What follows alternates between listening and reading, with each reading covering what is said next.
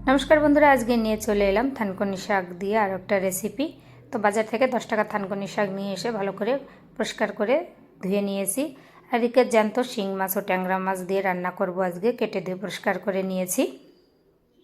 এবারে মাছগুলোকে নুন হলুদ মেখে ভেজে নিয়েছি। মাছগুলোকে তুলে নিয়ে ওই কড়াইতেই দিয়ে দেবো সরষের তেল। তোমরা চাইলে সাদা তেলেও রান্না করতে পারো।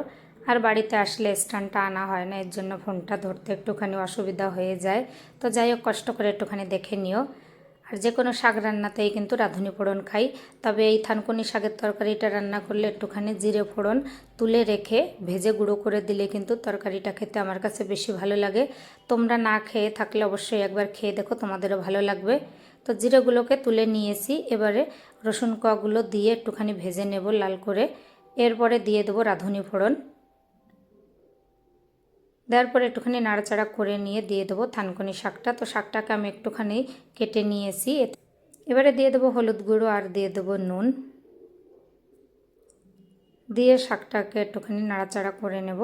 খুব বেশি সময় নিয়ে ভাজার কোনো দরকার নেই, জাস্ট 30 সেকেন্ডের মতো একটুখানি এভাবে নাড়াচাড়া করে নিলে কিন্তু শাকের যে একটা কাঁচা গন্ধ থাকে সেই গন্ধটা থাকে না। আর এই শাকটা কিন্তু একদম কাঁচা খেতে পারলে সবথেকে বেশি উপকার পাওয়া যায়।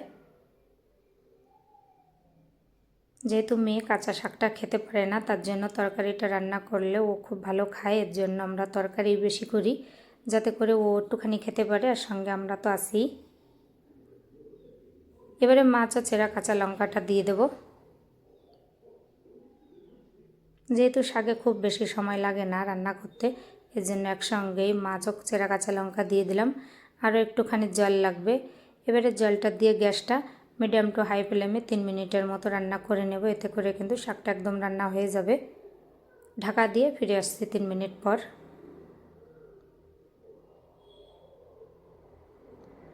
3 মিনিট পর ফিরে এলাম। তো শাকটা কিন্তু একদমই রান্না হয়ে গেছে।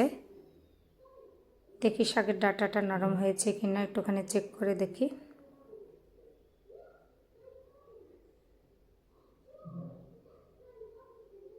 ডাঁটাটা কিন্তু একদমই নরম হয়ে গেছে, তার মানে শাকটা একদম রেডি হয়ে গেছে। আর খুব বেশি সময় নিয়ে জাল করার দরকার নেই, এতে করে শাকটা কিন্তু তেতো ভাব হতে পারে।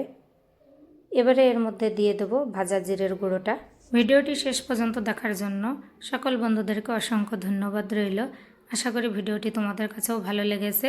তো শাকটা কিন্তু একদমই রেডি হয়ে গেছে। এবারে নামিয়ে নেব। আর গরম ভাতের সঙ্গে খেতে তো খুবই ভালো লাগে। তো বন্ধুরা, যারা এখনও আমার চ্যানেলটিকে সাবস্ক্রাইব করোনি, অবশ্যই সাবস্ক্রাইব করে রাখার অনুরোধ রইল।